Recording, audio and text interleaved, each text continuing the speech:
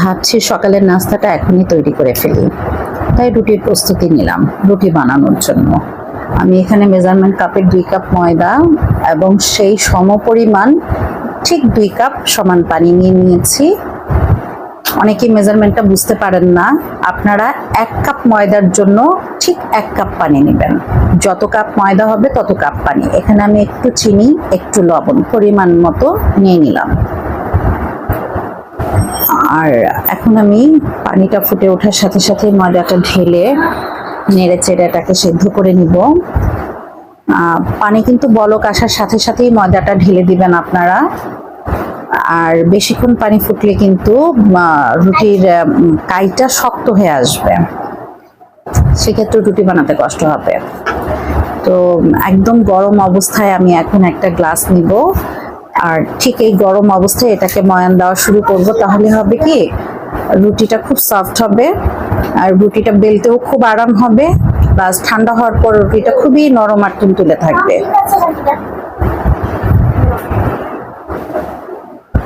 আমি একটু তেল নিয়ে নিলাম সুন্দর ফিনিশিং আনার জন্য। খুব ভালো মতো ময়ান দিব এখন তেল দিয়ে। এত গরম, ধরাই যাচ্ছে না। আলহামদুলিল্লাহ রুটির ময়ানটাও খুব সুন্দর হয়েছে।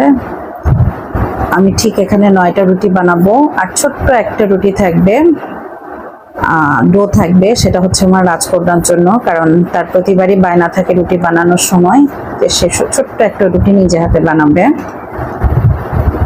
আমি একটু ময়দা ছিটিয়ে নিয়ে রুটিটা বেলে নিচ্ছি। আলহামদুলিল্লাহ রুটিটা গোল হয়েছে। আর রুটি বানানোর সময় আমি একটু ময়দা নিয়ে নেই, যেন আমার রুটিটা বেলতে খুব তাড়াতাড়ি হয়, প্লাস বেলাটাও যেন সুন্দর হয়। তো এভাবে আমি সবগুলো রুটি বানিয়ে নিব। আর যারা রুটি ডিপে ফ্রোজেন করতে চান, এখানে থিকনেসটা দেখেন, রুটিটা পাতলা করে বেলেছি আমি। সিদ্ধ আটার রুটি পাতলা হলেই সবচাইতে ভালো লাগে খেতে। আর অনেকে সিদ্ধ আটার রুটিটা হচ্ছে ফ্রোজেন করে রাখতে চান বেশি করে বানিয়ে, তাদের জন্য বলছি এই র্যাপিং পেপারগুলো নেবেন, এই প্লাস্টিকগুলো দিয়ে একটার পর একটা রুটি রাখবেন।